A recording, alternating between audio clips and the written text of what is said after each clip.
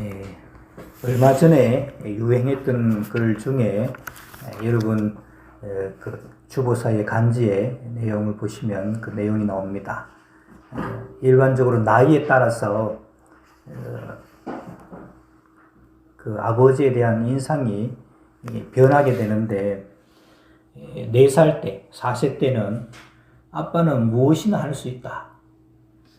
7세 때는 아빠는 아는 것이 정말 많다. 8세 때는 아빠와 선생님 중에 누가 더 높을까? 12세 때는 아빠는 모르는 것이 많아. 그리고 14세 때는 우리 아버지요, 세대 차이가 나요. 25세 때 아버지를 이해하지만 기성세대는 같습니다. 30세 때 아버지의 의견도 일리가 있지요. 40세 때 여보, 우리가 이 일을 결정하기 전에 아버지의 의견을 들어봅시다. 50세 때 아버님은 훌륭한 분이셨어. 60세 때 아버님께서 살아계셨다면 꼭 조언을 들었을 텐데. 저는 이제 50대에 속하는데 비슷하게 느낀 것 같아요. 여기 계신 분들이 이제 연세 드신 분들은 자녀를 기르는 그런 경험들이 있을 것입니다. 아이들이 어리면 우리 부모님들이 최고인 줄 압니다.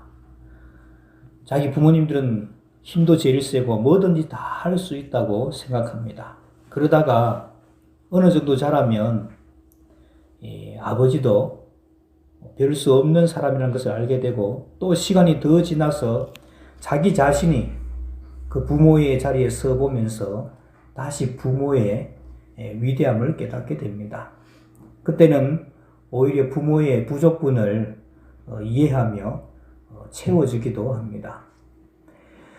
제가 왜 이 아버지에 대한 인상이 우리 나이에 따라서 바뀌어지는가를 말씀드리는가 하면, 우리 신앙의 성숙도에 따라서 하나님 아버지에 대한 인식도 어느 부분 달라지더라 하는 것입니다. 여러분, 우리가 믿는 하나님 전능하신 분 맞습니까? 전능하신 분 믿습니까? 아멘. 저도 그렇게 믿고 있습니다. 근데 제가 성경을 보고 또 이제 말씀을 가르치다 보니까 깨닫게 되는 것이 있습니다. 그것은 하나님이 전능하신데 안 되는 것이 많고 못 하시는 것이 많다는 사실입니다. 여러분, 오해하지 마시고 잘 들으셔야 됩니다. 졸다가 주무시다가 하나님이 무능하다 이런 이야기 하시고 그러면 안 됩니다. 여러분들이 믿고 배우는 것처럼 하나님이 전능하시다는 거 저도 다 믿고 또 그렇게 배웠습니다. 지금도 하나님이 전능하신 건 믿습니다. 근데 성경을 보니까 그 전능하신 하나님이 안 되시는 것들이 있더라는 겁니다. 그게 꼭 저의 이야기가 아니고 오늘 읽은 예레미야의 말씀이기도 합니다. 오늘 예레미야 14장 말씀을 한번 보시기 바랍니다.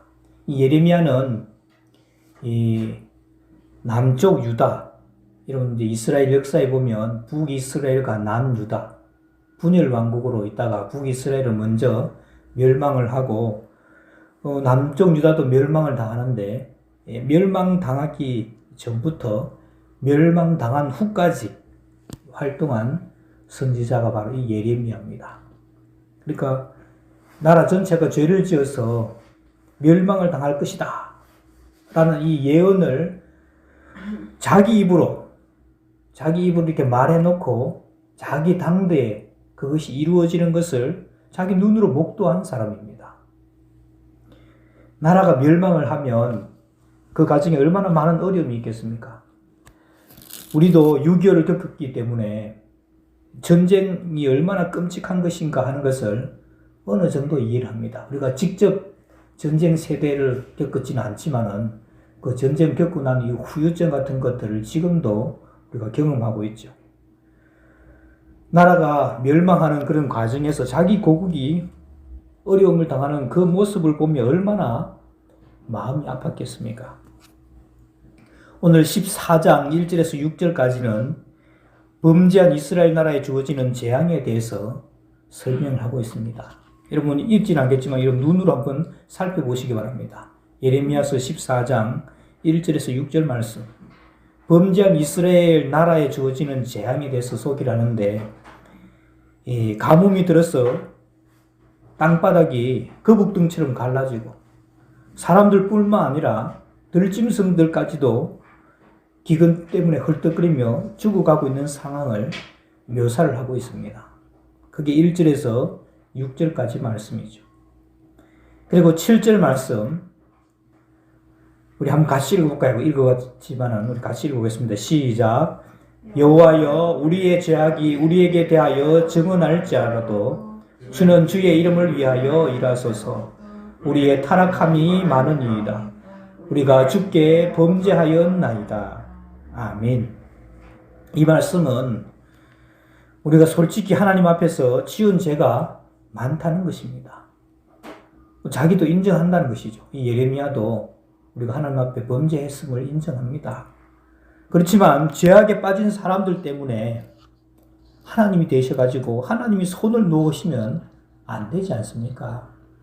그 거룩하신 하나님 이름을 위해서라도 손 놓지 말고 제발 좀 일 좀 하십시오. 그렇게 요청을 하고 있는 것입니다. 8절 9절 말씀 계속해서 보시면 이스라엘의 소망이시오 고난당한 때의 구원자시여 어찌하여 이 땅에서 거류하는 자같이 하룻밤을 유숙하는 나그네 같이 하시나이까? 어찌하여 놀란 자 같으시며 구원하지 못하는 용사 같으시니까? 여호와여, 주는 그래도 우리 가운데 계시고 우리는 주의 이름으로 일컬음을 받는 자이오니 우리를 버리지 마옵소서. 이 예레미야가 보니까 전능하시다고 우리가 말하는 그 하나님이 이 땅에서 잠깐 살다가 떠나는 거류자처럼 또 하룻밤 유숙하는 나그네처럼 구원하지 못하는 용사처럼 옛날 성경 버전에는 놀라벙벙한 사람처럼 어째 아무 힘도 없이 그렇게 하고 있습니까? 이렇게 이스라엘 백성들이 어려움을 당하고 있습니다. 옛날에 하나님께서 선택하신 백성이라고 하지 않으셨습니까? 우리가 남입니까? 저 강 건너 불구경 하듯이 그렇게 보고만 계십니까? 당신의 그 거룩하신 이름을 위해서 좀 일하십시오. 이 백성들을 위해서 뭔가 좀 해 주십시오. 라고 지금 부르짖고 있는 것입니다. 예레미야의 눈에 그 전능하신 하나님이 아무 일도 하지 못하는 무능하신 모습으로 그렇게 보였다는 겁니다. 무능한 모습으로 보였다는 것이죠. 그렇게 하자 하나님의 그 진노의 대답이 옵니다. 그 말씀이 10절에서 12절 말씀입니다. 이것도 한번 돌아가면서 같이 볼게요. 한 절씩 교독하고 12절을 같이 봅니다. 여호와께서 이 백성에 대하여 이와 같이 말씀하시되 그들이 어그러진 길을 사랑하며 그들의 발을 멈추지 아니하므로 여호와께서 그들을 받지 아니하고 이제 그들의 죄를 기억하고 그 죄를 벌하시리라 하시고 여호와께서 또 내게 이르시되 너는 이 백성을 위하여 복을 구하시오나 그들이 금식할지라도 내가 그 부르짖음을 듣지 아니하겠고 번제와 소제를 드릴지라도 내가 그것을 받지 아니할 뿐 아니라 칼과 기근과 전염병으로 내가 그들을 멸하리라. 참 두려운 말씀이죠. 범죄한 이스라엘 백성들에게 대해서 전능하신 하나님도 이제는 어쩌실 수가 없다는 겁니다. 기도도 안 듣고 금식하며 부르짖어도 내가 듣지 않겠다. 그리고 번제와 소제, 제사도 안 받겠다. 오직 칼과 기근과 전염병뿐만 있을 뿐이다. 여러분, 이게 우리가 알고 있는 그런 하나님 맞습니까? 여러분에게 익숙하지 않는다 할지라도 성경에 나와 있는 하나님이십니다. 우리는 늘 잘 된다, 복 준다 이런 것만 보고 이런 어려운 상황 속에서 나타나는 두려우신 하나님에 대해서는 거의 눈을 다 감아버립니다. 그러니 우리 스스로 하나님은 이런 하나님이겠다. 우리가 이런 하나님이라는 틀을 딱 만들어 놓고 이 안에다 하나님을 가두려고 하는 겁니다. 그것을 여러분 종교개혁자 칼빈은 우상이라고 했습니다. 하나님도 성경에 계시되어진 하나님이 아니라 우리 마음대로 이렇게 저렇게 상상 속으로 만들어내는 거죠. 조물딱 이렇게 상상으로 만들어낸 그걸 하나님을 신으로 이렇게 모시고 있다는 것입니다. 이게 우상이라고 그렇게 이야기합니다. 성경은 특히 구약 성경, 신약 성경도 역시 마찬가지입니다. 거의가 하나님이 잘 안 되는 이야기로 기록하고 있습니다. 하나님이 잘 안 되는 이야기. 전능하신 하나님인데 잘 안 되는 이야기들을 기록하고 있는 겁니다. 하나님의 뜻대로 제대로 됐다면은 이렇게 성경책이 두꺼워질 리가 없죠. 하나님의 뜻대로 잘 되는 경우는 거의 말로 희귀합니다. 인류가 타락을 하고 난 뒤에도 하나님이 역사를 운영해 가시지만 정말 참 어렵습니다. 여러분, 하나님의 전능하신 모습이 가장 잘 드러나는 때가 언제겠어요? 천지 창조 때입니다. 하나님이 전능하시니까 말씀으로만 원하는 대로 착착 이루어지죠. 말씀만 가지고 하는데도 착착 이루어집니다. 첫째 날 빛이 있으라 했더니 빛이 생겼고 그 빛이 하나님 보시기에 좋았더라. 둘째 날, 셋째 날 이렇게 가는데 그 창조 때마다 그 하루가 끝났을 때 하나님께서 그 평가하는 그 말씀 보면은 하나님 보시기에 좋았더라. 이 말씀이 연발됩니다. 그리고 여섯째 날 사람을 창조하고 났을 때는 하나님이 그걸 보시고는 보시기에 심히 좋았더라. 그렇게 기록합니다. 그러니까 창조하실 때는 휘파람을 불면서 그렇게 창조하죠.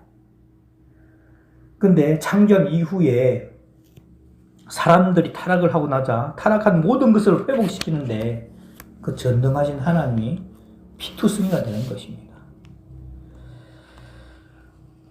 전 인류라면은 사람이 너무 많아서 이해될 수도 있겠는데 하나님께서 시범적으로 해보신 민족이 정말 그 여러 민족들 중에서 작은 민족인 유대 민족입니다. 땅덩어리를 치자면 우리나라 강원도 정도밖에 안 되는 그런 나라인데 그 조그만 나라가 전능하신 하나님 마음대로 안 된다는 사실입니다. 그게 이런 문제죠. 그리고 하나님의 무능함의 극치는 바로 십자가입니다. 여러분, 하나님이 얼마나 무능하셨으면 자기 하나밖에 없는 외아들을 십자가에 죽게 내버려 두시는 것입니까? 그건 역시 하나님 마음대로 안 된다는 것을 의미합니다. 엘리 엘리 라마 사박다니, 나의 하나님 어찌하여 나를 버리셨나이까. 죽어가면서 처절하게 부르짖으셔도 하나님께서는 그 부르짖음을 외면하셔야 했습니다. 물론 그것이 나중에는 능력이 되기는 하지만은 하나님의 입장에서 보면 사랑하는 이가 죽어가도 아무 손을 쓸 수 없다는 말입니다.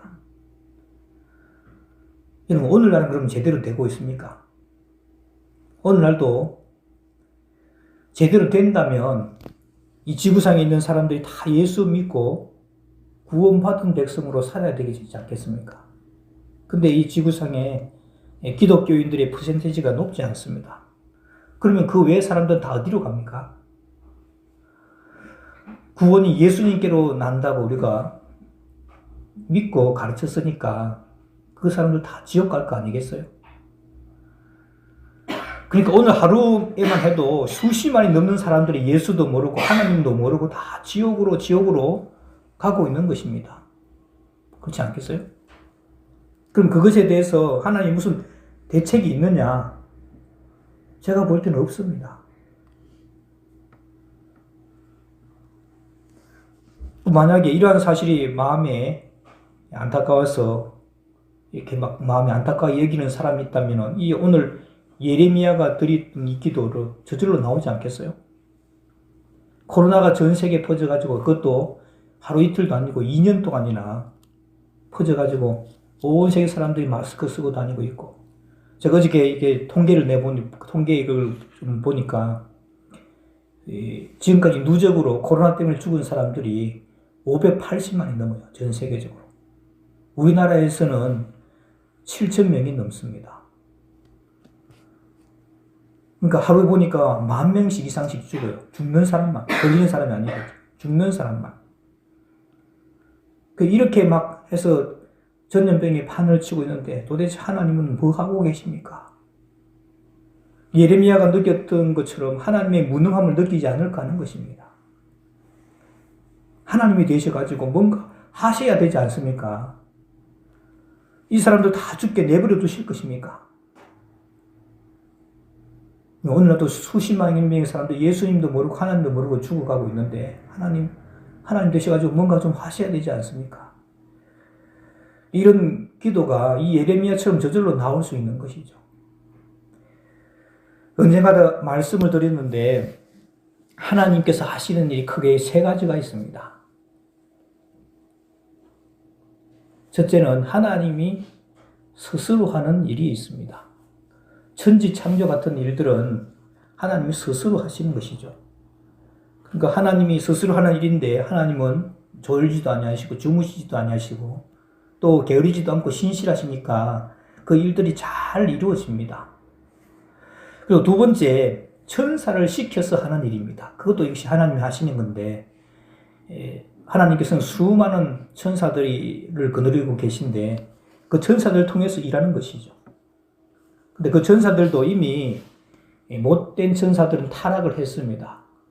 그 천사들의 수계가 사탄이고 그 졸개들이 지금 귀신들로 해서 역사하고 있죠. 지금 있는 천사들은 남아있는 천사들은 속썩이는 천사들은 아무도 없습니다. 천사를 통해서 하시는 일도 천사들이 게으름 피우거나 신실하지 않은 천사가 없으니 그 일들도 잘 이루어지고 있습니다. 세 번째가 문제인데 세 번째는 사람을 통해서 하시는 일입니다. 하나님께서 인류를 만들고 그들에게 일을 주시고 사명을 주셔서 그 사람들과 함께 일하시기를 원하셨습니다. 그리고 그 일을 하려고 하는데 잘 못하니까 성령까지 줘서 하나님의 영까지 줘서 그 일들을 하도록 하신 것이죠. 그런데 한번 물어보겠습니다. 하나님이 전능하신데도 그 전능한 능력이 나타나지 않는 것은 누구 때문입니까? 하나님 자신 때문일까요? 천사 아니면 사람들 때문일까요? 사람들 때문입니다. 하나님께서 사람들을 창조하실 때는 다른 피조물들하고 전혀 다르게 창조하셨습니다. 하나님께서 에덴 동산을 만들어 놓고 거기 이제 사람들을 주시는데 사람들을 만들 때 하나님과 똑같은 형상으로 창조했다고 성경 기록합니다. 그 형상을 따라 만들었다는 것은 여러 가지도 볼 수 있는데 인격으로 지었다는 것입니다. 인격이라는 것은 지, 정의, 지적인 부분, 감정적인 부분, 그리고 의지적인 부분을 갖춘 존재입니다. 그래서 하나님과 교통할 수 있는 존재. 다른 존재는 그렇지 않은데 사람이라는 존재는 하나님과 교통하고 교제할 수 있는 그런 존재로 만드셨습니다. 그리고 이 사람에게는 무한한 자유를 주셨습니다.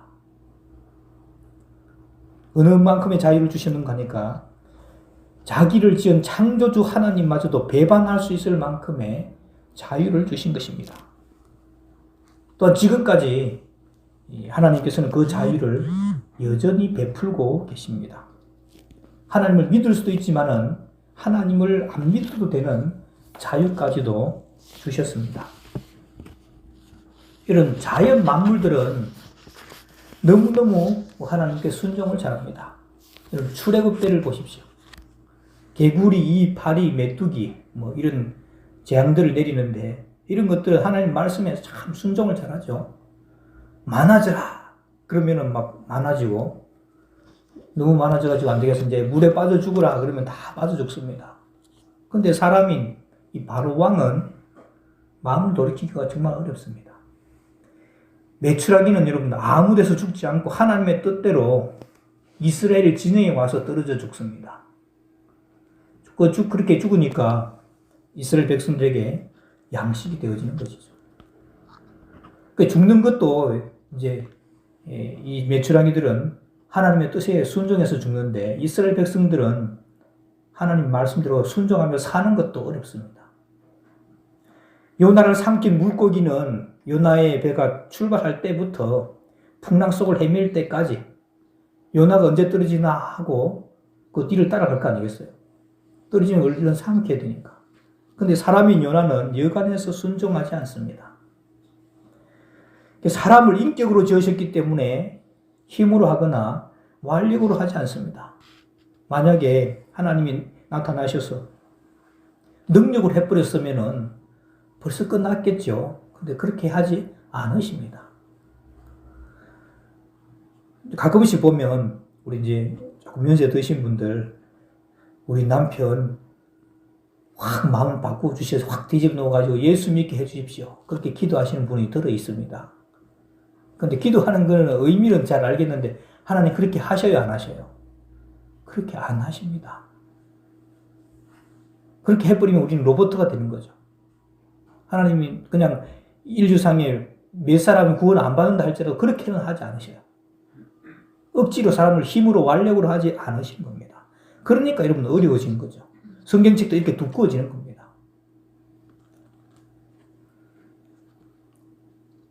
그래서 역사가 왜 이렇게 어려워지느냐? 아무리 어려워도 인격으로 창조한 사람들을 언제나 인격적으로 대우하시기 때문에 그렇습니다. 타락한 이후에도 여전히 하나님께서는 우리를 인격적으로 대우하십니다. 인격적으로 대우하신다는 말은 여러분 막 멱살 잡고 하면 이쪽 놓고 말하십시오. 이거 놓고 말하십시오. 이 말이 뭔가 하면은 말을 하자는 거죠. 그 이제 인격을 끌 수 있는, 인격을 움직일 수 있는 줄이 두 가지 줄이 있습니다. 첫 번째가 기억하신지 모르겠는데 첫 번째가 약속의 줄입니다. 약속의 줄. 성경이 다 약속이죠.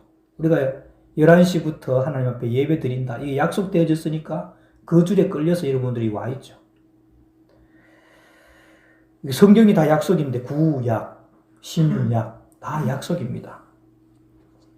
그래서 그 줄로 약속의 줄 가지고 우리를 끌려고 애를 쓰시는데 문제는 약속을 읽지 않으니까 약속이 뭔지도 잘 모릅니다. 근데 잘 안 되는 것이죠. 그리고 두 번째 줄이 뭔가 하니까 사랑의 줄입니다.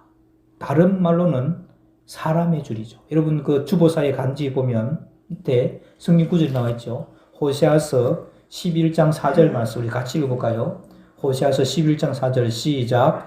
내가 사람의 줄 곧 사랑의 줄로 그들을 이끌었고 그들에게 대하여 그 목에서 멍에를 벗기는 자 같이 되었으며 그들 앞에 먹을 것을 두었노라.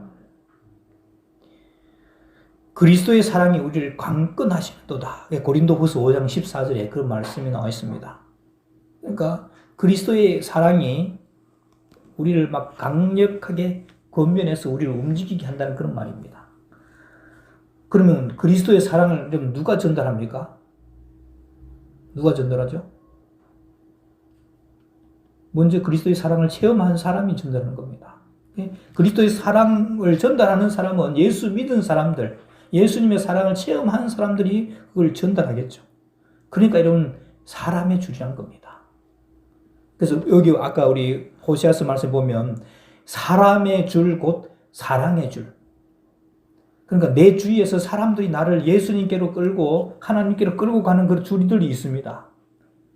교회 잘 안 가기 싫어하거나 하면 옆에서 교회 가자, 믿음 생활 잘 해야 된다고 권면하는 그런 사람들이 있어요. 그게 사람인 줄 알았는데 그게 하나님께서 사랑의 줄이라는 겁니다. 사람의 줄, 그 사랑의 줄로 자꾸 우리를 끌고 가시고 그걸 권면하는 겁니다. 신앙생활 잘 해야 된다 하면서 옆에서 권면도 하고 힘들고 어려우면은 여러 가지 이렇게 하는데 이게 다 하나님의 그 사랑의 줄이라는 것입니다. 그래서 사람의 줄, 사랑의 줄로 내가 너희를 이끌었다. 그렇게 말씀하는데 이 사랑의 줄 가지고 끌고 사람의 줄 가지고 끌고 오려고 하는데 사람들 이게 잘 안 듣는 겁니다.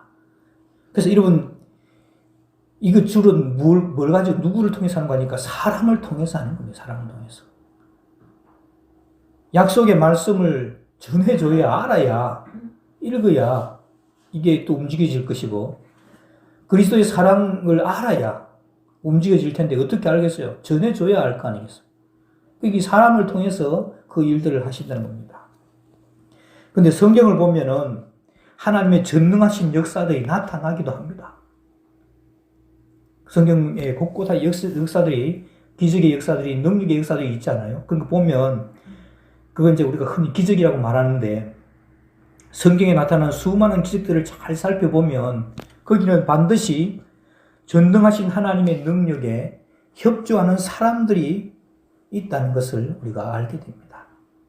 예를 들면 출애굽 때 여러분 얼마나 기적과 능력이 많이 나타났습니까? 그때 하나님 앞에 드려진 모세라는 사람이 있었다는 사실을 여러분 기억하시기 바랍니다. 바알이 하나님이냐 아니면 여호와가 하나님이냐 그 잘 알지 못할 때 불로서 응답한 사건 여러분 기억할 것입니다. 그때에도 하나님이 역사하실 것을 믿고 자기의 목숨을 걸고 여호와 그분이 참 하나님이다 라고 외치는 그 엘리야와 같은 사람이 있었다는 사실입니다. 하나님은 그렇게 자기 목숨을 걸고 하나님 편에서 일해줄 사람을 지금도 찾고 있다는 것이죠. 그때 일하는 사람들이 있을 때 그때 하나님께서는 기적들을 일으키고 또 기적이 일어나는 것입니다. 하나님 앞에 자신을 온전히 드리며 헌신하는 사람이 준비되지 않으면 전능하신 하나님이라도 아무 일도 못하십니다. 전능하신 하나님이지만 아무 일도 하실 수가 없습니다. 자연 만물을 통해서 일하시는 것은 아무 때나 마음대로 할 수가 있지만은 사람을 통해서 하는 일은 사람이 준비되지 않으면 하나님이 아무 일도 못합니다. 아니, 안 합니다. 그렇다면 하나님이 일하시도록 하나님의 역사의 장에 자신을 드리는 사람이 얼마나 필요한지 모릅니다. 예나 지금이나 사람의 문제인 거죠. 하나님의 역사를 바라보고 자기를 드리는 그런 사람들이 여러분 아직도 귀하고 소수입니다. 그러나 그렇게 드려지는 사람을 하나님께서는 지금도 찾고 있다는 사실입니다. 이제 말씀을 정리합니다. 전능하신 하나님인데도 때로는 무능하게 아무것도 못하실 때가 있고 또 그 전능한 하나님의 능력이 있다면 실제로 나타낼 때도 있습니다. 그때는 바로 하나님이 역사하시도록 자기를 드린 믿음의 사람들의 헌신이 있었다는 사실입니다. 그렇게 하게 될 때 하나님은 전능하신 하나님으로 우리 가운데 역사를 일으키십니다.